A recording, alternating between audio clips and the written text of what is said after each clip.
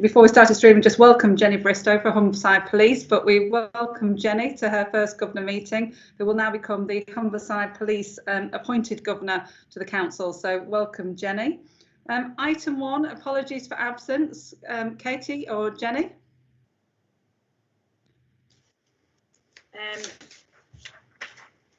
Let me get off it. We've got Hugh Jones, Christopher Duggleby, John Cunnington, Andy Barber. I think that's the ones I've got. Have you got any more, Katie?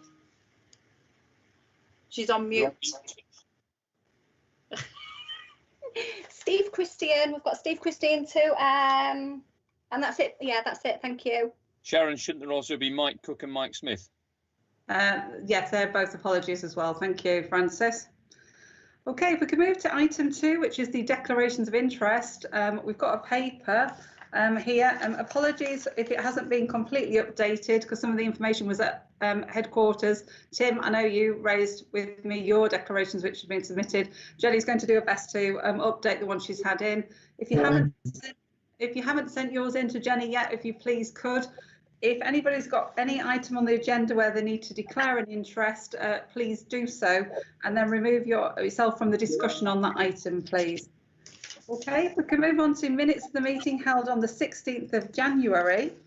Are there any matters of accuracy that you've not already let Jenny know? No. Are there any points arising which are not on the actions list? No. Okay, well, we'll take those as a true record. Thank you very much. If we go to item 4, which is the actions list, there's only 2 things on it. One's closed. Any questions or comments on the actions list? No, thank you very much. So if we could move to the items which need approval, if you don't mind, please, because I know that some of the public governors have to leave. So if we could move, please, to item 8, which is the Council of Governors Effectiveness Review. And I'll just give you all a minute to find your papers.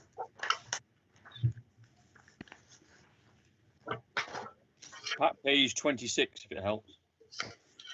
Most of the governors got hard copy, Francis, but thank you for those who haven't.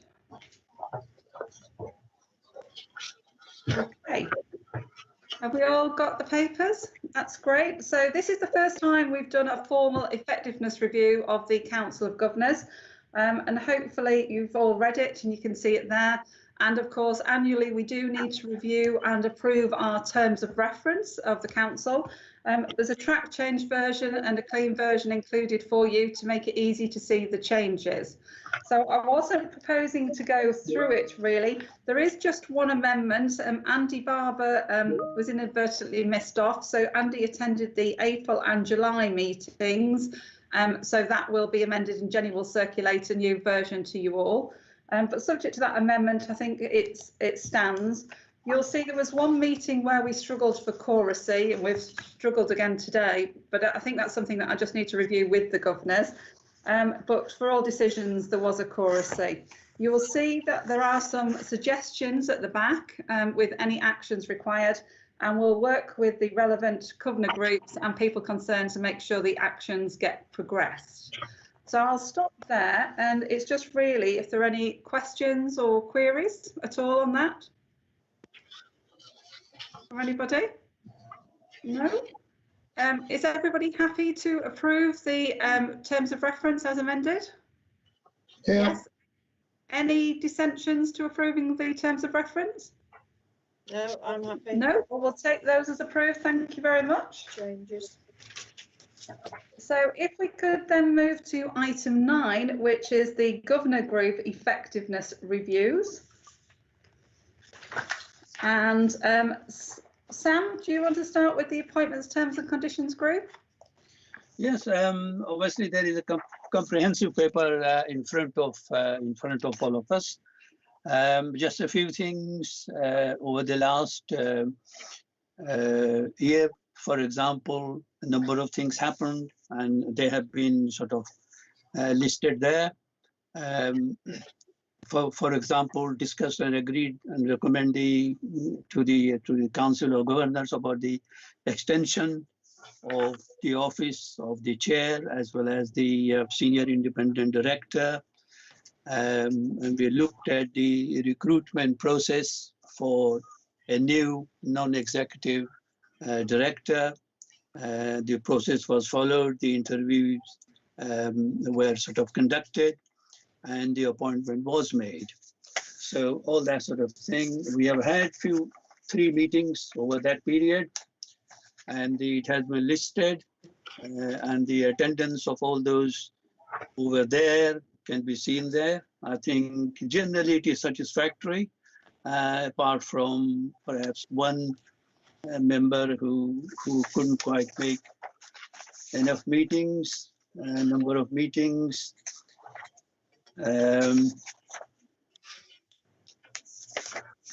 With regard to the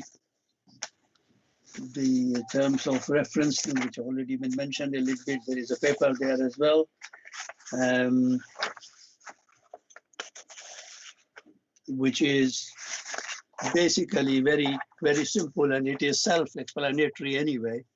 The changes have been absolutely minor, more or less changes of few words here and there. I believe that the committee the Appointment Terms and Conditions Committee is doing a good job. Very serious sort of consideration we give to all the items, and I think so far, despite the challenging time that we are in, I think the progress is being made, and we are keeping our sort of finger to the nerves, if you like, for the good of the trust and for good of all the people who are involved with the trust. If there is any question that anybody wants to raise, and if I can answer, I'll be happy to do so. Thank you very much, Sam. Are there any questions for Sam? No. Are we happy?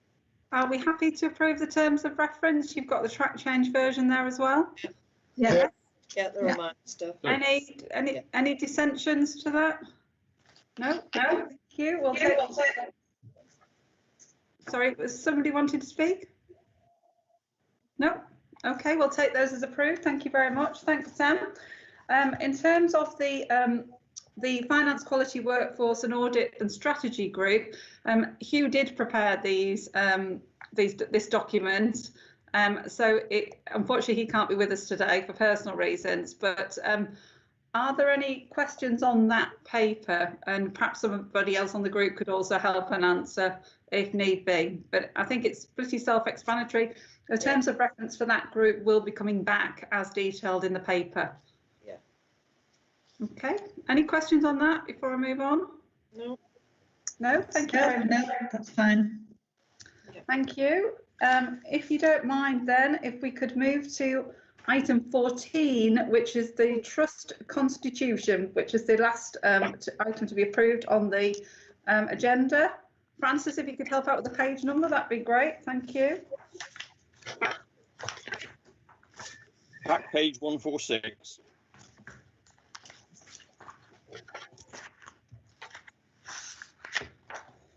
So Michelle Hughes is on holiday. I think the paper is fairly self-explanatory, so I'm sure that either myself or Janet will try and answer any questions. As you can see, just a couple of suggested either clarifications and changes in the paper. So this also needs to be approved by the board if it's approved by the Council of Governors, because it needs to be approved by both. So it's just really, I think it's been a couple of years since it was last reviewed. So Michelle has carried out a review. Tim, I know that you've asked for some clarification on the wards in certain areas, and Michelle will definitely provide that when she comes back. Are there any other questions on the paper or any comments? Sharon, I have. Is that Helena? Yes? Yeah, Helena. Just under 14.4.3, I've been really pleased that everything has been amended to have chair instead of chairman, which I've been fighting for years. And this one has got chairman. Yes. It has, Helena, and I'm sorry I've missed that, because as you see from everything I do now, it's chair. So Yeah. yes, well, we will make that amendment. That's absolutely fine. Lovely, thank you. Tim? Yeah, the subsection D, elections, and it Yes. says an election campaign is planned, fine. An internal election action plan has been produced, and it looks as if it's going to go operational. Shouldn't we see it before it becomes operational? You can do. It's just a time frame, really, Tim. Oh, There's is it? nothing on that bit. It's the times of Jenny works with Michelle Hughes to work out what needs to go where, because the Electoral Reform Society run our elections for us. So it's a case of when we first advertise, when the forms can be requested, when they have to be back in by, how long is voting. I'm quite happy once it's approved to share it with you, but it's very factual. It's just literally a time frame. No, that's okay if it's that. It just simply starts off with an election campaign is planned, and I wondered what that sort of meant really, but you've explained. So if it's no more than that, that's fine. No, well, I'm also hoping that the elections will be discussed by the membership engagement group, the governor group that meets in August, and that the governors will help promote the elections to members as well, because we've got, I was just going to cover it in my update, but we've got, as we discussed previously, Tim, we've got a very large number of seats up this time. So I think there's 10 seats up for election. So we will definitely be working with the governors to publicise the elections and to encourage members to get involved and to vote as well. Thank you. Thank you. Is there anything else on that paper? So subject to the one change of chair from chairman, are we happy to approve the paper? Yeah.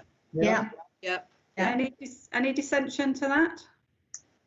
No, thank you very much. And I think, Jenny, that's all the items for approval, isn't it? Yeah, there's just the work plan that was to ratify, but that's the only other thing. Okay, well, sorry about this then. We're hopping back to item 10, which is the work plan. Francis, if you could help us again, that'd be really helpful. So page 65. Thank you very much. So this is, we do have a work plan every year for the Council of Governors. This has just been updated slightly. It does evolve as things go along. And obviously added to this, we have our separate governor development sessions with different agendas and different items on it. So really, I will just take questions if that's all right. Is there any questions? Francis? No, sorry, mistake. No, it's all right. Any other questions? No. Are we happy just to ratify and approve this and run with this for the next year? It will be reviewed as part of the cycle of annual reviews every year. Yeah. Yeah. Thank you very much. Fine. Yeah. Okay. So if you don't mind, we will then move to Pete's papers because Pete needs to leave. So we'll start at item 5 then, Pete, if we don't mind, the year-end update, including annual accounts and quality accounts. Thank you, Chair. So I'll try and keep it brief because I'm conscious of time, and part of that's on me, obviously. So just in terms of a year-end update, our audited annual accounts have been presented and approved by the Trust Board and submitted.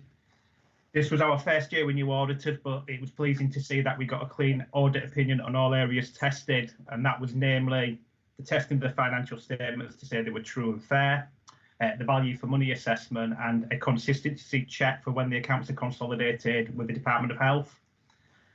Quality accounts have also been completed and reported to the board. Now, normally you would get a report from the external auditors on the testing of the quality accounts, but due to the COVID pandemic, that requirement was stood down this year, and there was a change in the national legislation, which has now removed the requirement for NHS trusts and foundation trusts to actually publish quality accounts.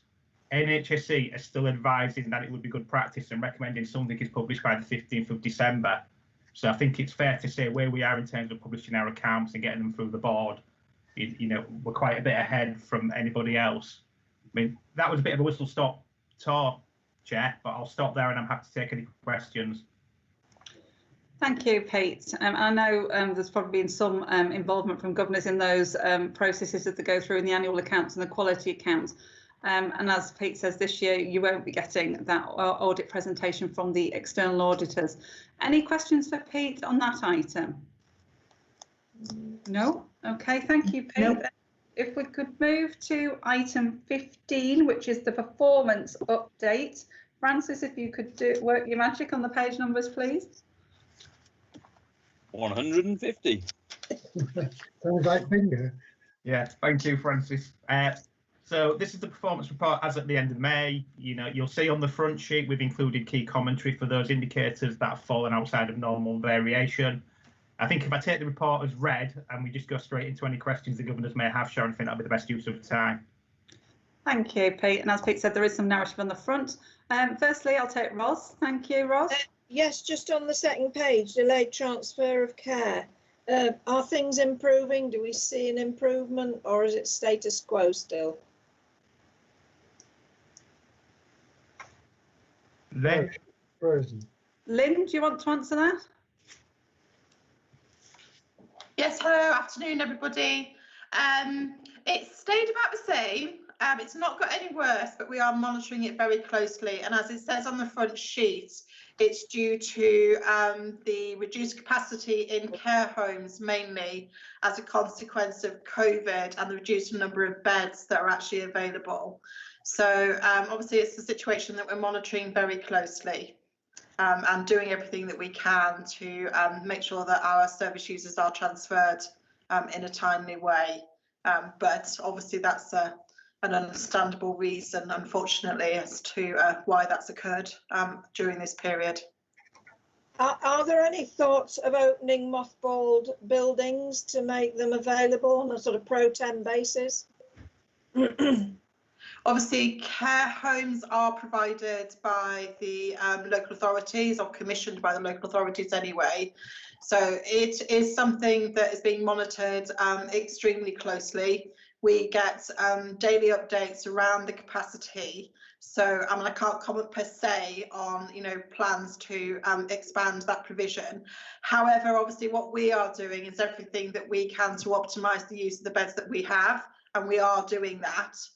So there's no need for us at this stage to do anything, I think, more than we're doing right now. But it is a changing situation. It absolutely is.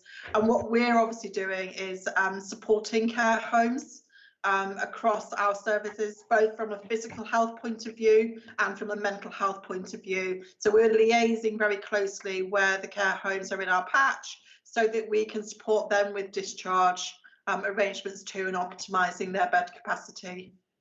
Thank you very much. Thank you. Thanks, Lynn and Ros. Michelle, you wanted to say something? Yeah, just on this, just to mention the integrated care systems approach, because we're not looking to unmothball areas. It's about maximising capacity across the two subsystems. So what Lynn says is about maximising how we work closer with the local authority, particularly and care homes.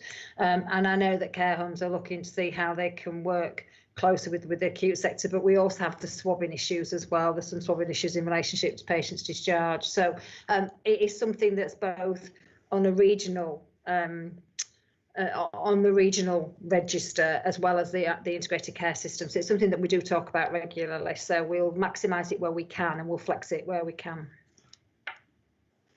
Thanks, Thanks, Michelle.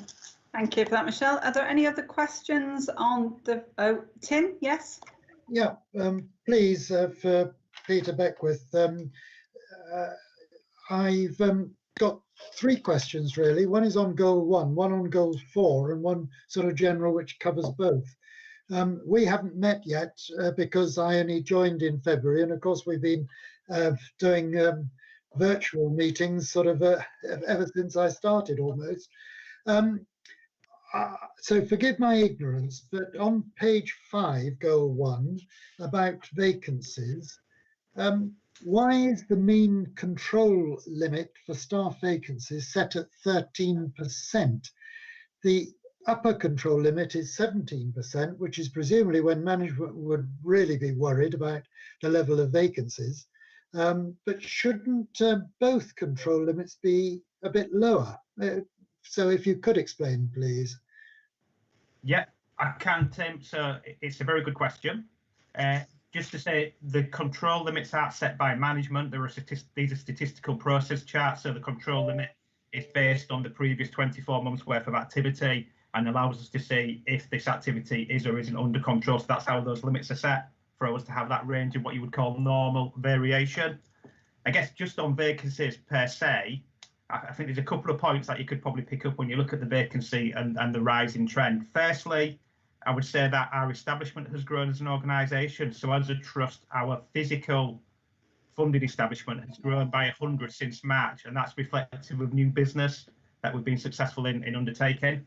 Our physical headcount has grown over the last 24 months. So we've currently got 2,580 people in post, but prior to that, 2 years ago, it was 2,300. So again, we are seeing an increase in our physical headcount as we grow our business. We do use banking agency to fund our vacancies, so that isn't something that we shouldn't forget.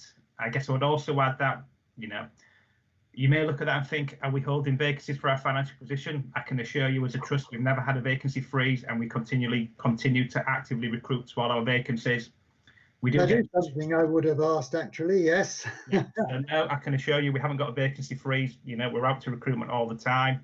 The Workforce and OD Committee get regular insight reports into where we are in terms of tracking our recruitment.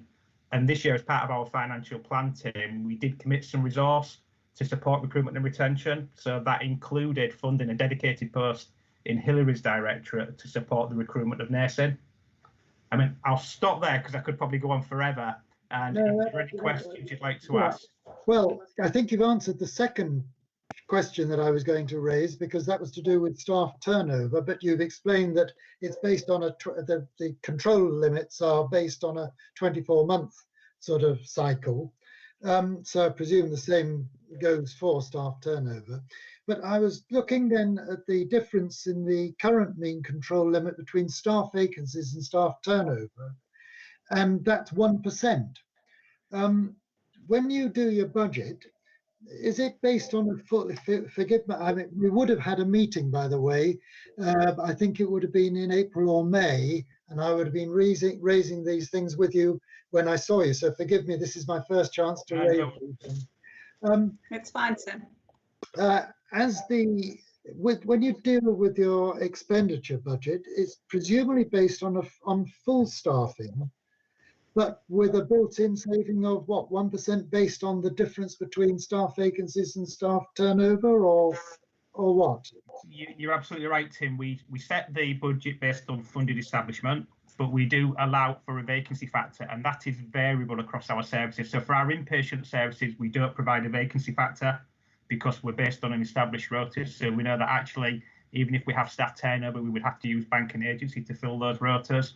We do build a vacancy factor of, I believe it's 3% into our community services to reflect the level of turnover, and we build a 5% vacancy factor into corporate services. Right, well, that's very helpful to me. Thank you very much for answering those questions. Thanks. You're welcome. Thanks, Tim, and thanks, Pete. Michelle?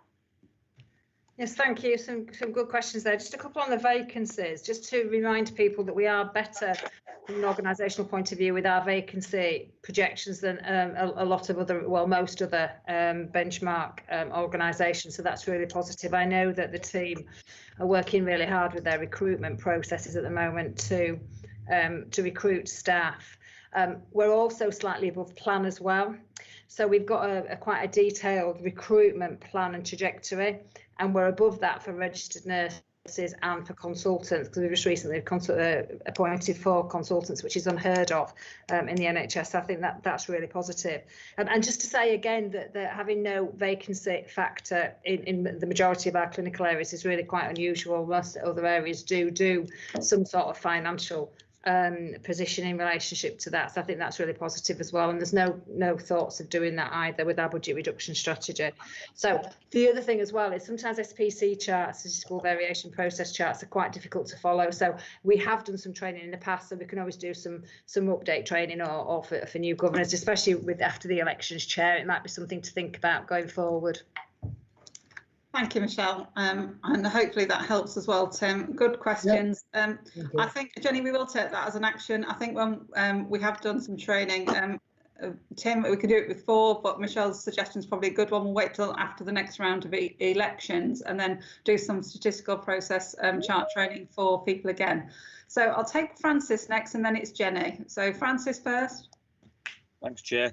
Just to Michelle said a fair bit anyway, but just to give Tim some assurance from an end perspective, this is discussed both at Finance Committee and at Workforce Committee. So from a financial perspective and from a people perspective, it's on our risk register. It was raised as a key risk, was our vacancies and turnover. And as Michelle said, there's a working party being put together. Just yesterday, we saw the results of that and the excellent work that the team are doing in addressing some of the issues that you've rightly raised. But it's a key area of focus for both of those committees. Right, well, thank you for that. Thank you. Thank you, Francis. That's helpful. Jenny Bristow. Hi there. Yeah, I just wanted to ask about what appears to be a statistical variation on the sickness absence, a positive one. We've had the same thing in FARS, which is why I'm interested in it.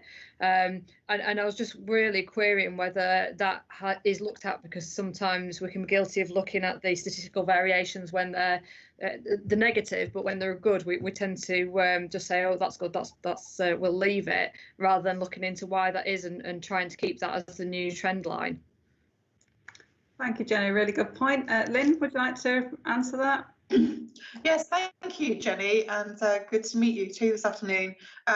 We are really excited on that, actually, and really interested. And obviously, we have very detailed at team and service level sickness absence data. So really following this very carefully. But it certainly is interesting that our non-COVID related sickness absence, that has been reducing anyway. But our non-COVID absence, it has reduced over recent months. I think it is connected that, our staff really, absolutely are committed and passionate to, supporting our services to run well. Also, obviously, we've enhanced in various ways our health and wellbeing offer to our staff as well. So again, really sort of engaging with our staff. I happen to chair the Trust's Staff Health and Wellbeing Engagement Group. So as other governors, staff governors are on that group too. So really, again, just really focused on this area around health and wellbeing. We were anyway, but I guess COVID has just, really put this issue front and centre for us. So there's more that we can do, and obviously we will need to keep, close monitoring of it. We know that our staff now, through the period have really stepped up. People are a bit tired. They're telling us that. So again, another reason to watch this carefully. Thank you. Thanks, Lynn. Paul McCourt. Paul. Thank you, Chair. A comment really and a question, if I may. Goal 5, really for Peter, really just a comment on, really nice to see sort of that line income expenditure stabilising and being stable for the last few months. So really, it appears to be some really sort of keen eye on sort of maintaining prudent levels in that. So that's my first comment. The second one is a question over the page on goal 6, really promoting people, communities and social values. It's the old what if, so what question. Clearly, with staff having stepped up to the mark and doing lots of excellent work in difficult circumstances, I suppose we're seeing sort of the compliments on a downward trend. I appreciate it's a pretty subjective conversation, but just want to know, really, I suppose, has the Trust got anything in mind in terms of enlisting compliments from its customers into the Trust? Sorry, Lynn, I know I keep nominating you, but would you like to start answering this question? Yes, obviously, we absolutely obviously encourage, our teams that receive those compliments, that obviously they record them and put them on our systems. So I think one aspect probably is, unfortunately, through this process, I don't think it's that people have stopped giving us compliments in the same way. In fact, a lot of our service user feedback is really, really positive. But I suspect we need to just remind people to absolutely record them for all the reasons that we are discussing. So I think that's a really good point. But and obviously we're doing lots of work through our service user patient engagement work, really as well, sort of looking at what the impact of the COVID challenge has been for the people that have been using our services through this period, particularly as we move to using the technology to support our services delivery as well. So really focused on this area around patient feedback very much still. Thank you. Good point, Paul, and thank you, Lynn. Can I just remind governors that we do encourage, if you would like to join any of the patient and carer experience and forums and events that take place. They've all had to move virtual as this meeting, but you are very welcome to join those and hear and see from patients and carers that using our services. I know they're on the calendar of events that Katie sends out. If you would like that resending, just let Katie know. But you're more than welcome to join any of those. Just let Katie know you'd like to join, and she'll make sure you get sent the appropriate link to join. But you would be very welcome. Michelle? Yeah, no, it's just to reiterate the point that Lynn made about compliments and what have you. We are constantly looking at this because it's really important, because we know that staff across the patch in all areas, including the corporate services, get more compliments than we record, and it's just about that real clear message to people to send them in so that we can. Obviously the formal complaints process is very, is very clear, and even though we've got a formal compliments process, it's just not followed quite as much. So we are constantly working on that and reminding people. And obviously I think this for me also sets that people are, staff probably do have them, but are just in that process because of the pandemic, that they've just not sent them into the centre. So hopefully we'll start to see a bit more of an upturn. But yes, please do come along to the service user and carer forums that we have on. They're really, really, really positive and really useful forums to be part of. Thank you, Michelle. Ros, you had your hand up before. Is there anything you want to ask? I was just going to query the compliments, that we've fallen out of favour with everybody, but no, I can understand what's happened. Yeah. Thank you. Is there anything else on the performance report? No? Thank you for that, Pete. If we stay with you then, Pete, and we'll go to item 16, which is the finance report. Yep. Francis, page number? Yep. It is page 182. 182. Thank you. Thank you, Francis. So I'm conscious I've not presented to the Council of Governors for a wee while now, so I'll probably cover 3 parts in this report. I'll touch on the 1920 year-end performance. I'll cover where we are in terms of 2021 and the current arrangements that are in place, and I'll just touch a little bit on cash. So if I just start for 1920, so we ended last financial year with a £50,000 operational surplus. That figure excludes all the technical things we get involved in at year end with impairment, depreciation, local government pension revaluations. They don't count against our control total. So that was a favourable position. You'll all recall that we had a planned deficit for the year of £350,000. So the reasons why we moved, we got some additional funding, partly in relation to our strong financial performance in year and hitting our targets. And that was offset a little bit by the fact that at the year end we put in an annual leave accrual, because obviously with the COVID pandemic we were aware that people were cancelling leave, so we put in an annual leave accrual.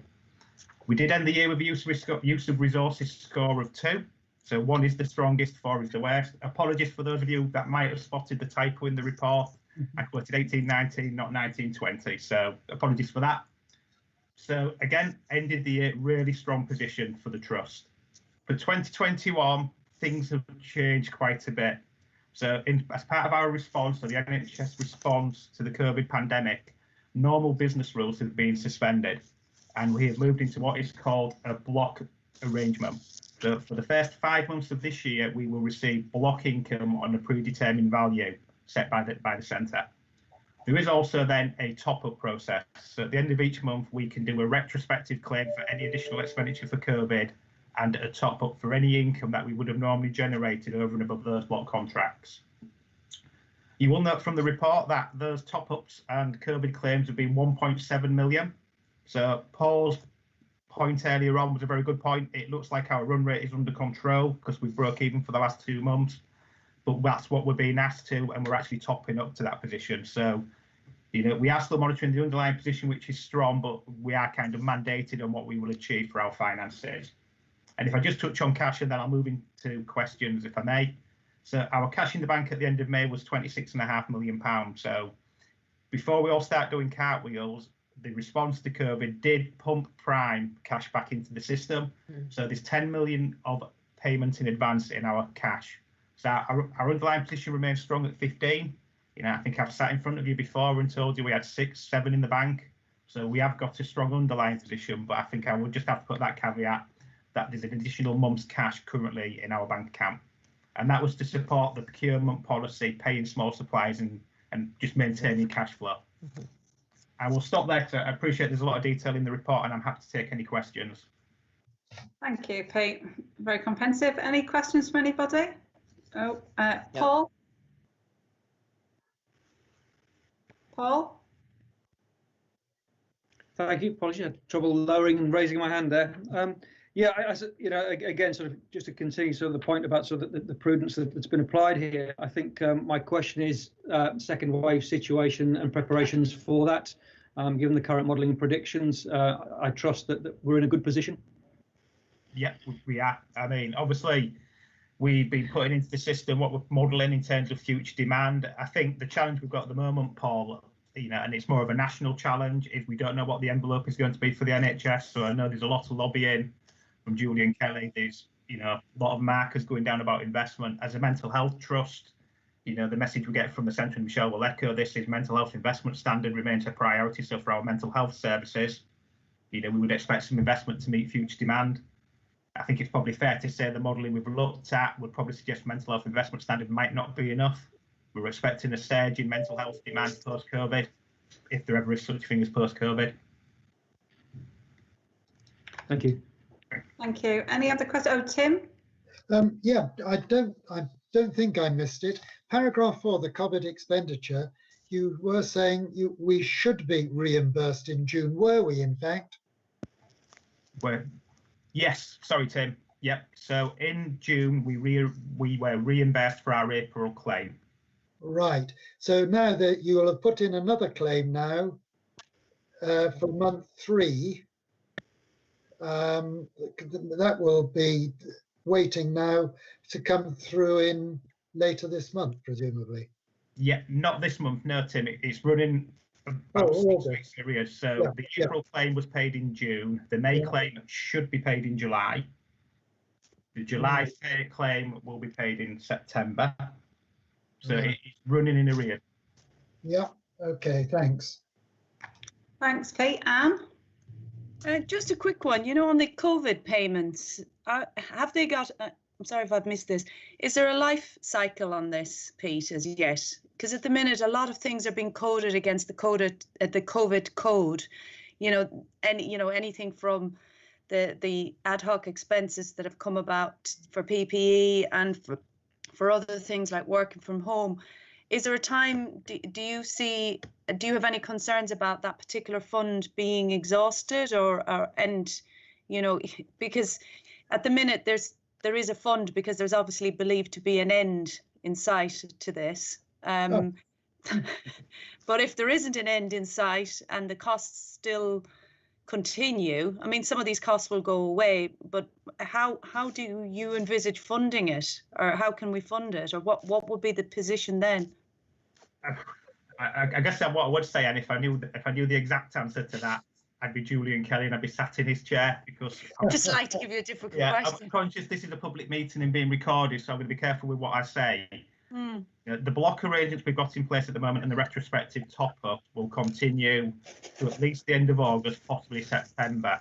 I think then we'll move into we'll continue with a block arrangement, but it'll be very much an advance notice. So I think they will move away from the retrospective ability to claim additional costs, but there will be something allocated either to an organisation or a system, and we don't know where it will go yet, to deal with the cost of responding to COVID. You know, I think some of the language that is coming out on some of the national codes is a focus on productivity and underlying recurrent run rates. So you feel the language. You know, we started off this with, you know, the Chancellor coming out saying the NHS will get everything it needs.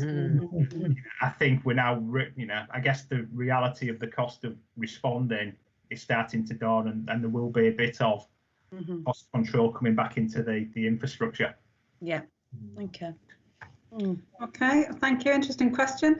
Any other questions for Pete on the finance report? Francis, do you just want to, as chair of the finance committee, do you want to just say anything? Thanks, Sharon. Yeah, as people know, we've now moved the committee to 2 monthly from 1 monthly, because of the fact that we feel that the team has got finances under control. We have good meetings every 2 months. There's a good level of challenge. I think Paul has already mentioned how stable things seem, and we've had 2 years of that stability. And I just think the team at the moment are doing an excellent job, and it's, you know, it's worth reminding everybody that we've got Ian got an award as part of the finance team for the excellent work he has done within the trust. So I think it's worth mentioning that and saying that the finance team are doing a very good job. Thank you, Francis. I have to say, as a board, if you read our board minutes, you'll see that, I mean, it was a really strong financial performance for the year that's just ended, and that's credit to the executive and all the teams that were involved in that. In fact, everybody in the organisation. It was a really good position to be in, so it was well done to all of them, really, because it wasn't an easy time to do that, but they really delivered very well, so thank you to that. Can I just remind you as well that the next governor group, which is the Quality Workforce, Finance, Strategy and Audit group, probably got those in the wrong order, but I think that covers them all. The next focus of that meeting will be finance and strategy and audit. So if anybody is interested and wants to know a bit more detail, please do go along to that group. Again, it'll be on the calendar of events, and if you need that, just ask Katie. That group, for the benefit of anybody who's fairly new, alternates its focus. One time it's workforce, quality and mental health legislation, and the next time it's finance, strategy and audit. So the next one will be finance, strategy and audit. Thank you very much, Pete. I think that's all. Is that all your papers now? Am I okay to duck out now, please, to go to the national? You are. Right. Thank you very much for joining us, Peter. Thank you. Take care. Okay, so I think now we can go back to item 6. Which is the chair's report, and from now on we should be able to run in order, just leapfrogging those items that we've done. So this is my report to you all. Firstly, I know I'd sent a note around the governors, but I'd just like to record publicly that Ian Graves resigned as a public governor for Hull since we last met, due to being offered a full-time role. So we wish Ian well, and he will be missed.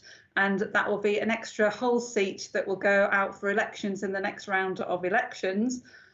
The second thing I'd like to just record is that in our Part 2 meeting, I'm delighted to say that we reappointed Francis Patton, Non-Exec Director, for a further term of office of 3 years to start at the end of December this year. So congratulations to you, Francis.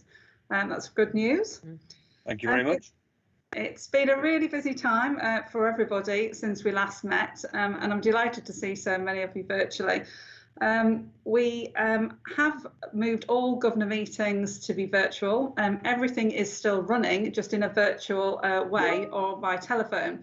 So all the governor groups, including the appointments, terms and conditions group, the quality, audit and finance group I've just mentioned, the membership engagement group, the council itself, the development sessions, everything is still running, and we're engaging with our governors in the usual way.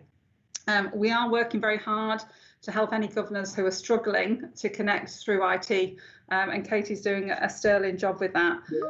The guidance we've had recently is that we must continue to meet virtually as a board and council of governors. So for the time being, until that changes, we will have to continue to meet virtually, which is the paramount thing, is the safety of everybody. So we will continue to do that. We did hold a development session, and thank you to the execs particularly who participated in that on COVID recently, and you'll see the notes are on the agenda for anybody who couldn't attend that. We felt it was important to do that to give the council full opportunity to ask any questions and hear from the operational infection control team, and also to look forward as to what's going to happen next. We will be holding a next development session, which will be a session on the system as well, because that is developing at some pace now. So that is what we call the integrated care system. Myself and Michelle go to an awful lot of meetings for the system and others, and it is really developing in terms of that partnership work. So we think it'd be useful for having a session on the governors at the next development session, just to bring you up to speed with where things are and the direction of travel on that. For myself, as well as the system and internal meetings and work to do, I've been attending a lot of national and regional events, lots of briefings, lots of chance to participate and give views, including race and equality meetings and others in terms of the future of the CQC. There's a whole range of things, so busy times.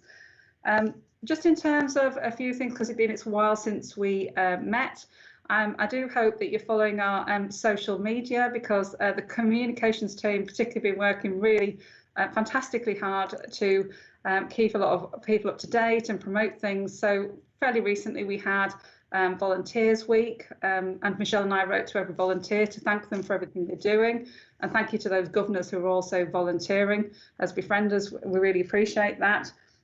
We had lots of initiatives about veterans awareness, and Michelle's report covers that a bit. And myself, I attended a veterans forum at one of those events.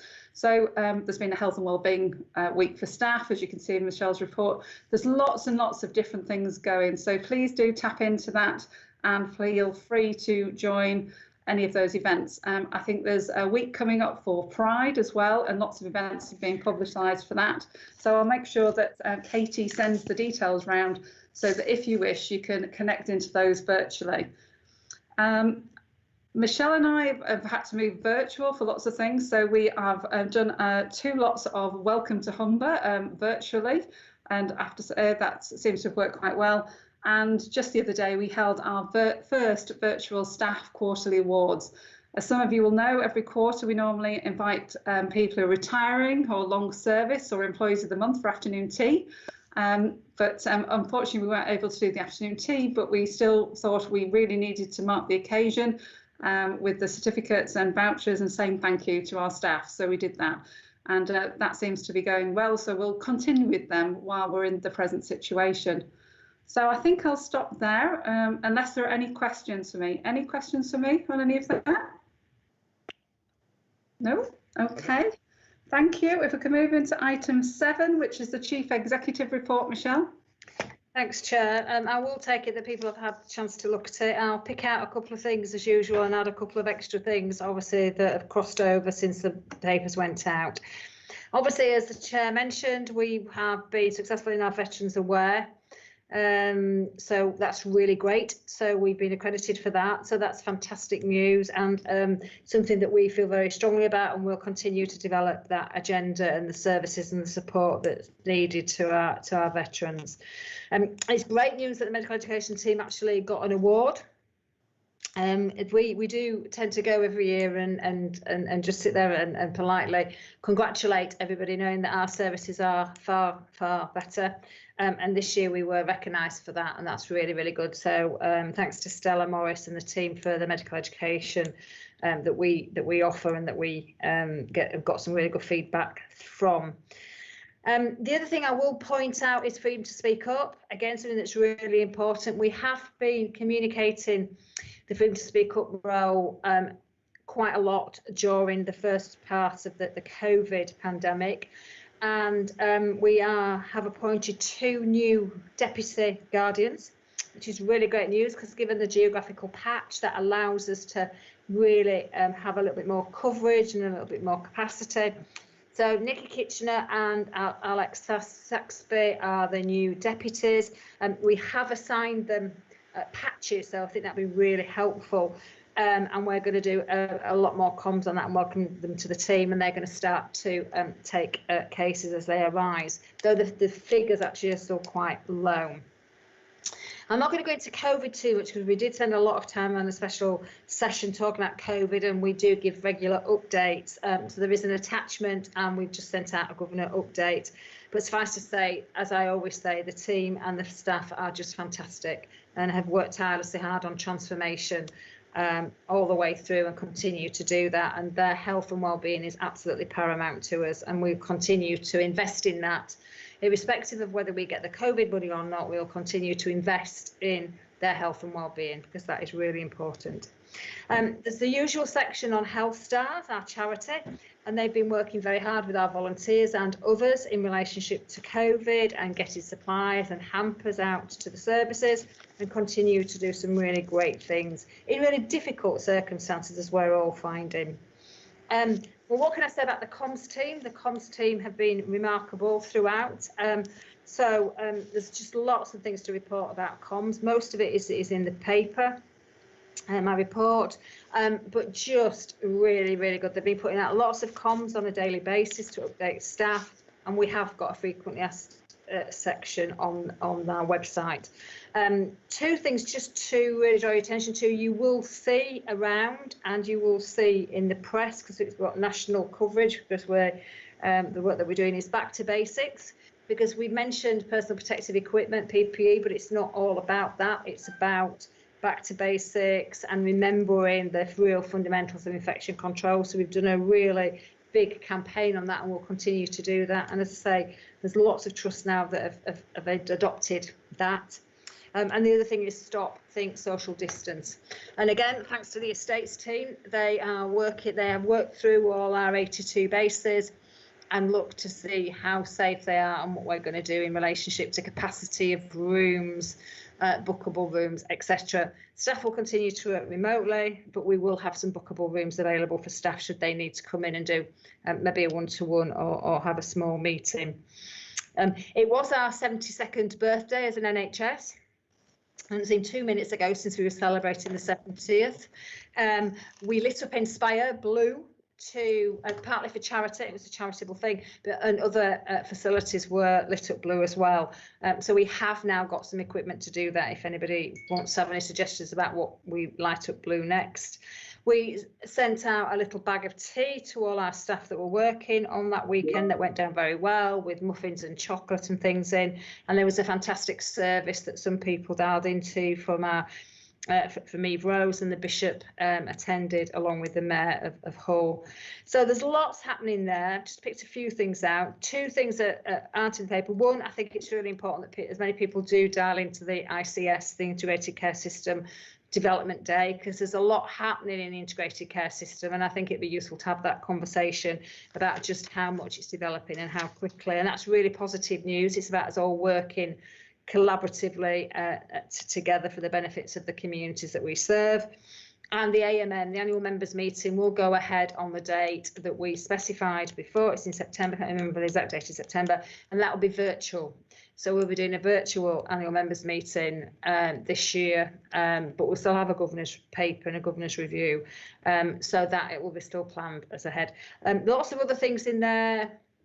Lots of information that I can answer most questions, but Lynn is also still with us. So I know there's a couple of hands up, Chair, so I'll leave it there and I'll answer any questions that I can. Thank you, Michelle. That's great. As you say, lots going on. Yes, we've got quite a number of questions, so I'll go to Helena first. Hi there, thanks, Michelle. There was just one question in the indicators for the CQC Insight report thing. It says indicators improved, proportion of staff doing unpaid overtime. And I didn't really understand why they were being unpaid for overtime. And when it says it's improved, does that mean there's fewer staff doing it or more? Yes. But yeah, why don't they get paid? Yeah, no, and we do pay for overtime, but sometimes people got time in lieu. Time off in lieu, so it's just the way. But yes, that has gone down, and obviously we were monitoring that because we didn't want a lot of staff to collect a lot of time owing. Yes. Because obviously that creates one for their health and well-being, but obviously creates service and operational issues as well. No, that makes sense. Thank you. Thanks, Helena. We'll come to Ros, then Anne, then Paul. So Ros first, please. Right, I've got several. I'll do them all at once. If you want me to repeat any, I will. How's the crisis out of hours team managing, bearing in mind that I'm sure during COVID and carrying on for yet a few more months, we'll have more incidents of call on their services. Looking at page 4, one of the things we were doing was we moved the emergency department streaming of assessment. How is that working? Is it working according to plan? Yeah. The new adult eating disorders service at the implementation stage, when is that going live? And I hope there won't be any out of area treatment taking place. And just to say staff remote working, there will be some staff I'm sure that we want back in base. How are we going to support them if they are reluctant due to natural fear of infection and everything, cajoling them coming back to work? So I'll repeat any of those if you want. Okay, I'll answer a few, then I'm going to do a double act with Lynn so that you don't hear my voice all the time. I'll pick up a little bit about the crisis out of hours, but I'll pick it up from a strategic point of view. So I'll answer a few and then I'll pass over to Lynn. The crisis out of hours, obviously it was something that we set up very early on in the pandemic, the 24/7 helpline, but from a strategic point of view, we're working on developing what's called a resilience hub. So we're working on two things. One is modelling our demand, because this isn't a short-term fix. We know that COVID is going to be around for a while. We know that we've got business as normal in a COVID world. But even if we do get some sort of fundamental treatment or we get a vaccine, we're still going to, we're still going to have mental health issues, and that demand is going to continue to increase. And we've started to see some of that already. And mental health services were under demand before COVID. Especially child and adolescent mental health services. So we're doing a lot of demand work at the moment, and I'm on a lot of national groups at the moment, trying to do it from a national as well as a regional and a local point of view. So we're planning that as much as we can for a longer period of time, because there'll be different pockets of mental health. There'll be the initial ones, there'll be the anxiety piece, and then that will go into the economic recessions, etc., and the economic position that people find themselves in, and obviously things opening, schools, going into local outbreaks, etc. So we're trying to demand, manage and plan that as best we can with some of the resources that we've got nationally as well as regionally. On top of that, we're also building what we call a resilience hub proposal. Now, we were going to have one for the whole integrated care system, but the way that the subsystems are developing, we'll probably end up with two. One for the North Yorkshire and York patch and one for the Humber patch, which includes the South Bank. And they'll be tiered. So the first tier will be, and initially be for key workers, and then we'll probably look at how we get the rest of the general public involved. But key workers will be all key workers, not just health and social care key workers. So it will be a signpost in the initial, that will be the lower tier. So it's how we can signpost people to services that might best meet their needs. The second tier will be training packages for organisations, both statutory organisations, public organisations, and others like Morrison's, Asda, other supermarkets are available, etc. So that there'll be some training packages that we can put in. And then the third tier will be the higher level PTSD, post-traumatic distress. So that's the way the resilience hubs are being built, and we're doing that based on evidence that we've had from things like the Manchester Arena attack, but also data that we're getting from Italy and others. So that's, and I'll ask them to come back about the crisis alongside Miranda as well. Eating disorder links into the integrated care system, so we're hoping to have that up and running fairly quickly, but it links into the wider Humber Coast and Vale work that we're doing around the lead provider collaborative. And now we have confirmed that the patch that we're looking at is the whole of the Humber Coast and Vale geographical area. Out of area treatments is an interesting one, because we will have, and we are anticipating, a slight increase in out of area placements. And that is in part due to two things. One, it's due to lack of bed capacity because of COVID, because we've got COVID restrictions on the number of beds and also keeping beds vacant for COVID positive patients, and the way that we've got to arrange patients. And secondly, because of the demand. So we're looking as a system how best we manage that as a local system, as a Humber Coast and Vale system. And what we're saying is actually we shouldn't class it as an out of area treatment if it's within Humber Coast and Vale, because our geographical patch for mental health is quite limited. Okay. So we're looking at that at the moment. So how do we work better together? We want to stop it, but also how do we work in relationship to make sure that people are as close to home as they possibly can be.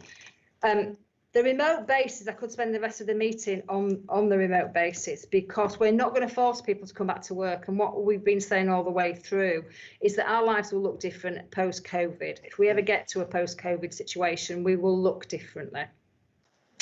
We have done some amazing transformation over the last 3 months, and certainly within the first couple of weeks with IT platforms.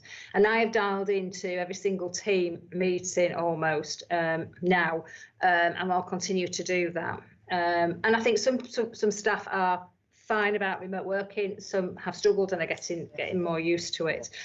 But we will have an element of that. And even going forward in a non-COVID type world, we won't go back to as we were. What we're trying to do is get a bit of a hybrid. So we've got to be really careful. Our two priorities through the pandemic has been the safety of our patients and our good quality patient care, and second, health and well-being and keeping staff safe. And we'll continue to do that, which is why the estates team have gone through each of our bases to identify what we need in relationship to how many what rooms are like, how many people we can get in a room, gloves, masks, aprons, all that type of thing. So we'll probably say there'll be some hybrid, because some people are missing that social contact and missing their colleagues. So there will be some bookable rooms. We can't have hot desks anymore. There will be some bookable rooms. We're doing that via our IT platform as well, where you can book a room for maybe an hour, half an hour, meet up with somebody, have a conversation, maybe clinical supervision, management supervision, etc., and then go back working remotely. We will need some people, I'm speaking to people at Town End, for example, some people to come in on a fairly regular basis. So we'll have rotas. So there'll be rotas for people that so not everybody's in at once. So if there's usually 4 people in an office or in an admin office, there might be 2, and they'll rota that. Obviously, we're doing a lot of work for shielding that stops in August to make sure that we can do that. And obviously, we're risk assessing. I wrote to all our BAME population, 163 members of staff, making sure they had a risk assessment, and we're doing a risk assessment for everybody, including men now, because we have to ask men to it. So that everybody will have a risk assessment. Equally, everybody that's working remotely have been encouraged to do a risk assessment about display equipment, etc., etc. So I'll stop there because I could go on forever. But Lynn, do you want to pick up anything else on crisis and the ED at Miranda? Thanks, Michelle. Thanks, Michelle. I'll just add a little bit to what you've already said. So I guess specifically for us, we've got 3 key elements to our 24-hour crisis response. So we have a dedicated children and young people's team, we have our adult team, and we also have an element of older adult service too. So right through the COVID period, all elements of those services have been fully operational, and they have continued to see service users face to face where that's needed to be. Where we've been able to work, we're using the remote technology, we have used that too. And as Michelle mentioned, right early on, we were asked by the centre to mobilise additional crisis telephone support.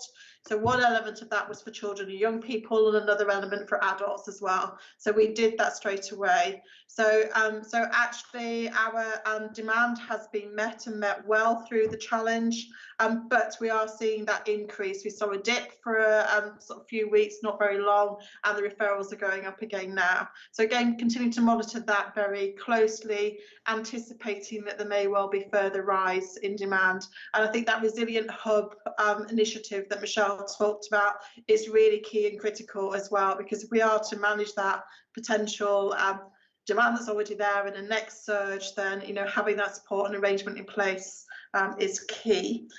In terms of the emergency department streaming, so obviously we already had our mental health liaison service within Hull Royal Infirmary, within the acute hospital, but we did work very closely with obviously HUFT and continue to do so through this pandemic. So we obviously wanted to protect our patients and support their demands around ED. So we did stream these service users across to Miranda House. And obviously that was quite fortunate for us that the buildings are very close to each other. So that actually did work well. Those of you that are familiar with Miranda House, there are a lot of services in there, sort of with our inpatients, with the mental health response team, our section 136 suite, and now our ED streaming as well. So one of the things that we're working closely with HUFT is actually to look at if there is alternate arrangements or accommodation. We want to sustain and keep the streaming because we think that's actually a better pathway for our service users. But sustaining that in Miranda House will be difficult because of the limited space. So we're looking at alternatives around that at the moment. Hopefully we'll have some news on that fairly soon. Around the eating disorder service, so this is an adult service specifically for the East Riding that didn't have an adult service previously. We're working with a partner with that, with Evolve, who do provide the service to Hull. We're mobilising that now, so recruitment is taking place. As soon as we've got that in place, then that service will be operational. Michelle's already touched on the out of area placements. I wasn't clear, Ross, was that was that linked to eating disorders or out of area placements? Yes, yes, it was linked to eating disorders. I wondered if we were sending people or proposing to send more people out of area with eating disorders. No, this new service is specifically a community service. Obviously, it's not an inpatient service.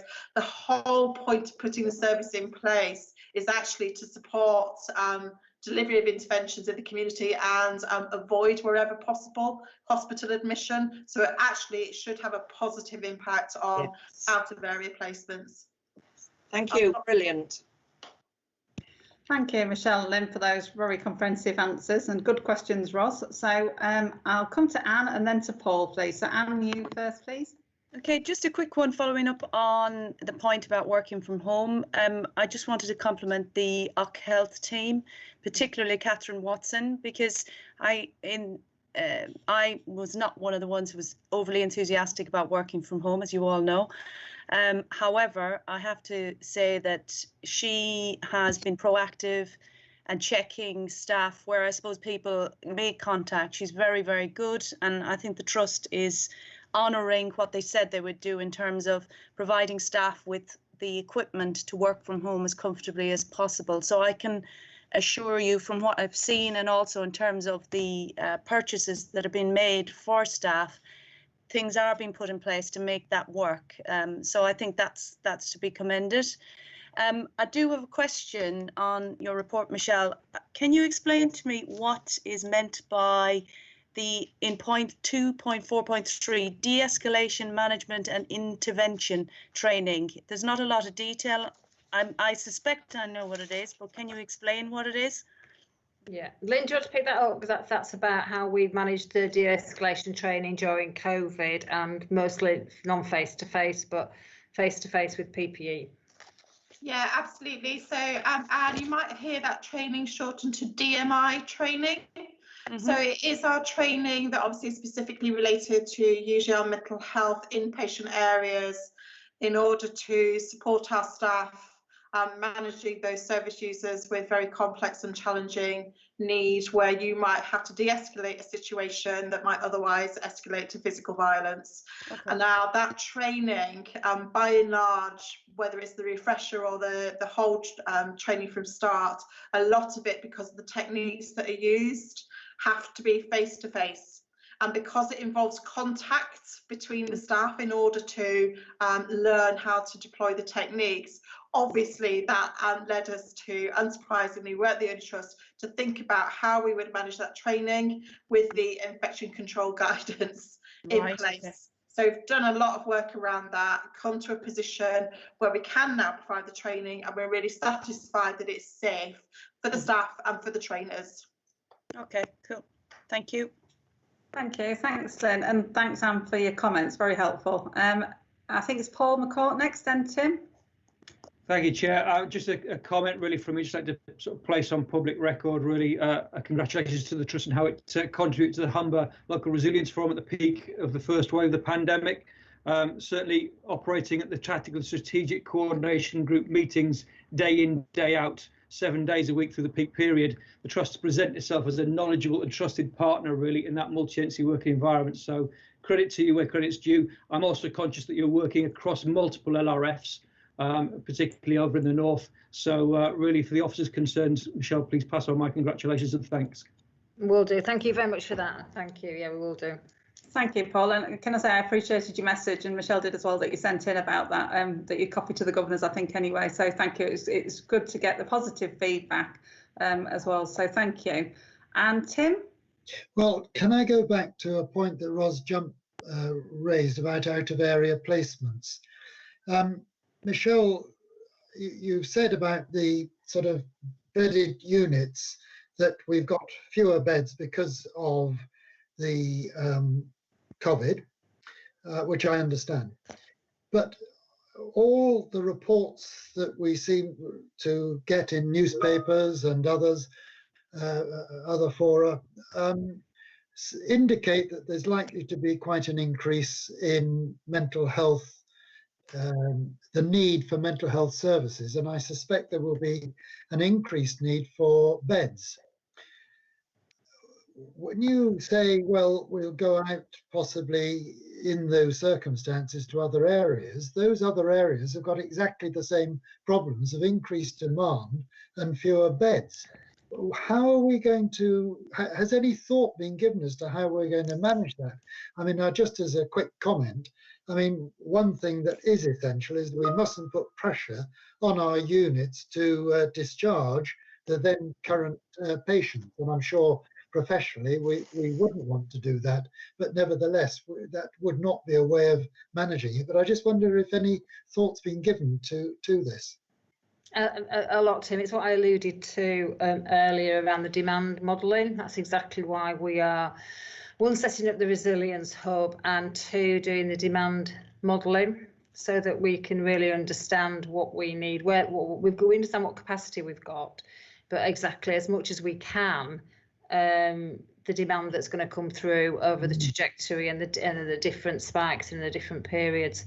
Certainly from a clinical point of view, we will not discharge. We've got a very good track record in out-of-area placements. We're one of the best trusts in the region. Like I say, that's we've got one of the best models, because we've always had a fewer beds, and our occupancy levels are actually reasonably good at the moment. They're slightly higher than we would, but operating on about 95, 85, 90%, which is great. Sometimes there's a little bit of a blip, but on the whole, the team do very well. But we would never discharge somebody that wasn't ready to be discharged at all. And the whole idea there is is caring for people in the least restrictive environment. That's where we've been working towards for a long, long time, and that's where the community and the resilience piece comes in. So it's that least restrictive environment, but really trying to, as much as we can, to plot what is happening and what is going to happen over the next few years. And I say few years because I think it will be. Yes, I agree. Yeah, thank you. Thank you, Michelle. Are there any other questions? No? Well, I think there's been some really good questions and some really good Sharon, I say something. Who did, sorry? Jackie White. Yeah, sorry, I wanted to say something. Only briefly to pick up on what's said, because I think it links back to the integrated care system and prevention. And it's very much what we're trying to look at the university, rather than, okay, so we might expect a peak in demand towards our student mental health service, but what can we put in now to try and make sure that doesn't happen for all students? So I think it links back to the work that's being done across the system. And an example would be with the Couth app that's come out for the children and young people. So there's easy access to that sort of support, so that people don't then hopefully hit the crisis line and services. So I just thought I'd mention that. Yeah, thanks, Jackie. And that, just for people, it's just it's an app that children and young people can have that helps their mental health and well-being, and we rolled it out again a bit ahead of the curve just at the start of COVID, and that's producing to be really, really popular. So thanks for reminding me about that, Jackie. Thanks, Jackie. It's really helpful. Is there anything else from anybody? Yeah, sorry, Sharon, I haven't got a vote in. Sorry, yeah, no, that's fine. It was only a very quick question. It was around remote working, and I understand that why that is taking place.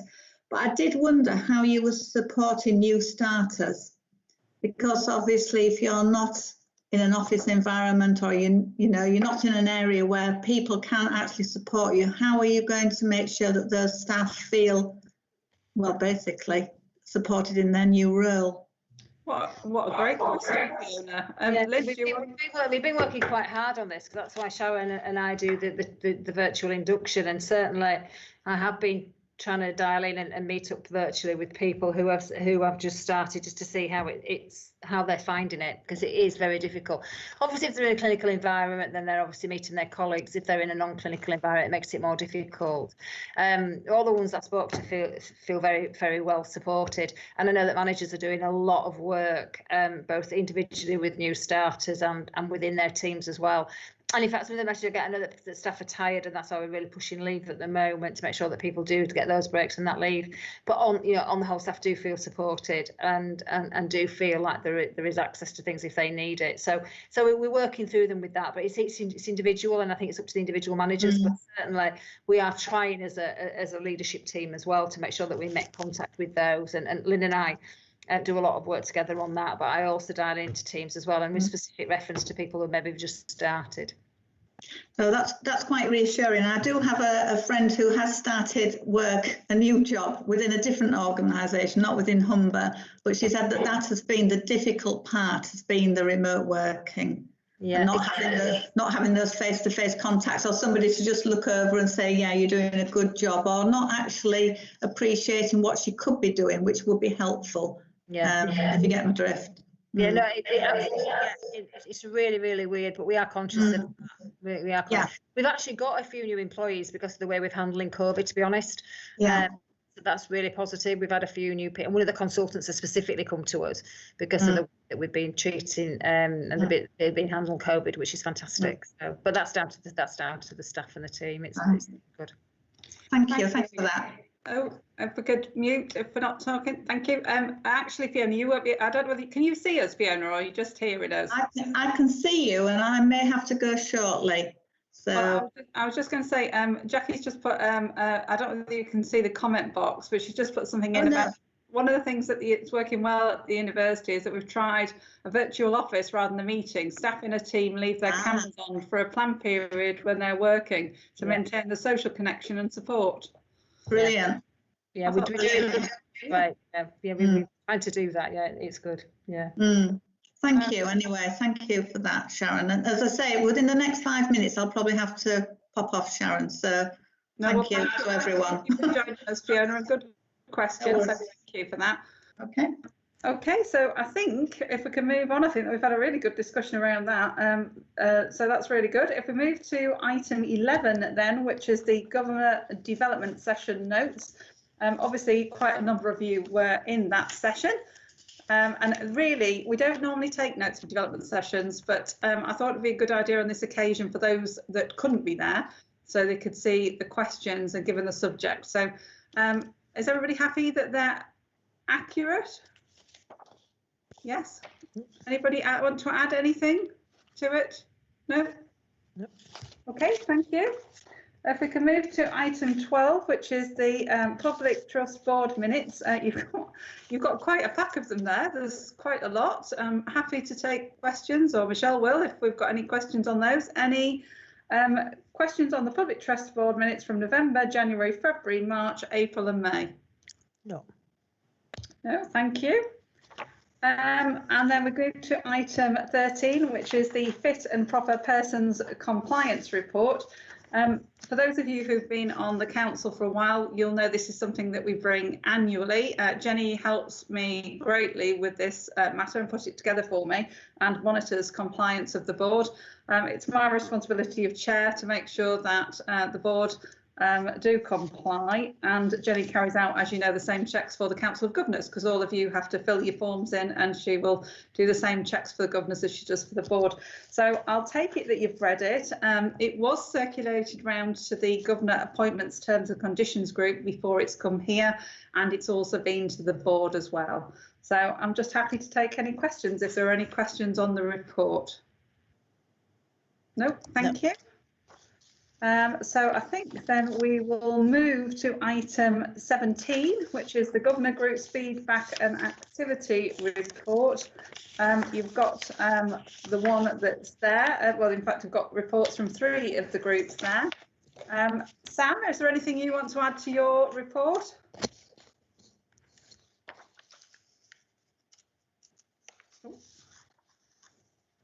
I don't know whether we've lost Sam.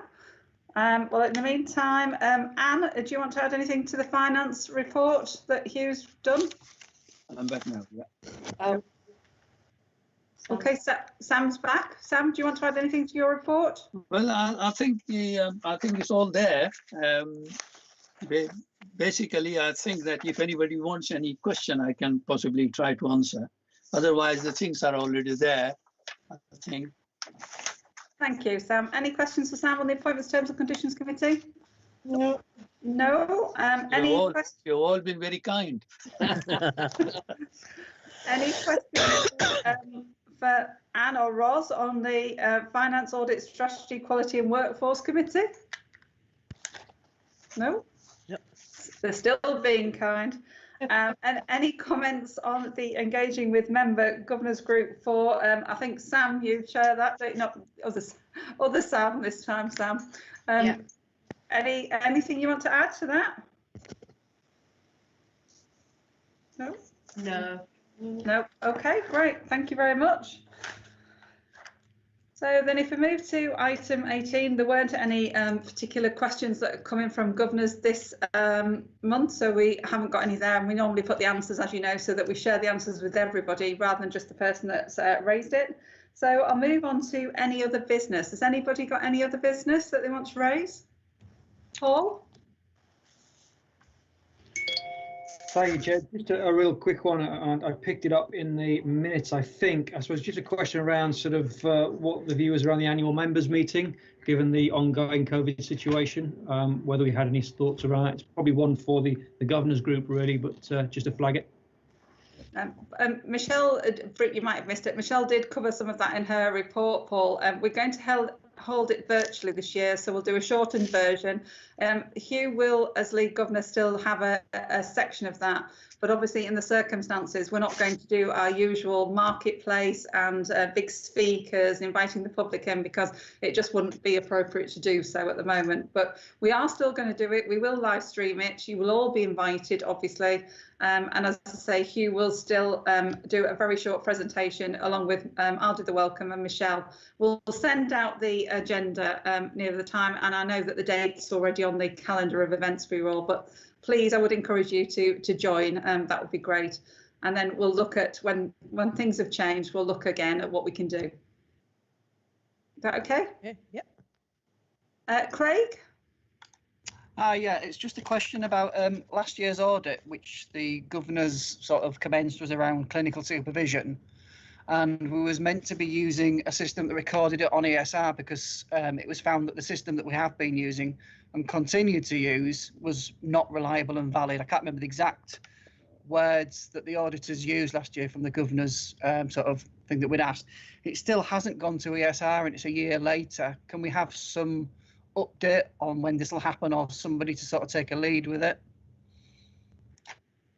Yeah, I tell you what I'll do, Craig, if it's all right with you, I'll take it outside the meeting and I'll ask Hilary just for a follow-up, because I think it was Hilary who responded. Yeah, I mean, I think she was looking after Christmas, and then obviously the world of COVID hit us. So I'm aware of maybe why it's not happened, but just the fact that it's been over a year now since we identified that, you know, the figures that we're using, according to the auditors, were not reliable and valid, and we're still using those figures.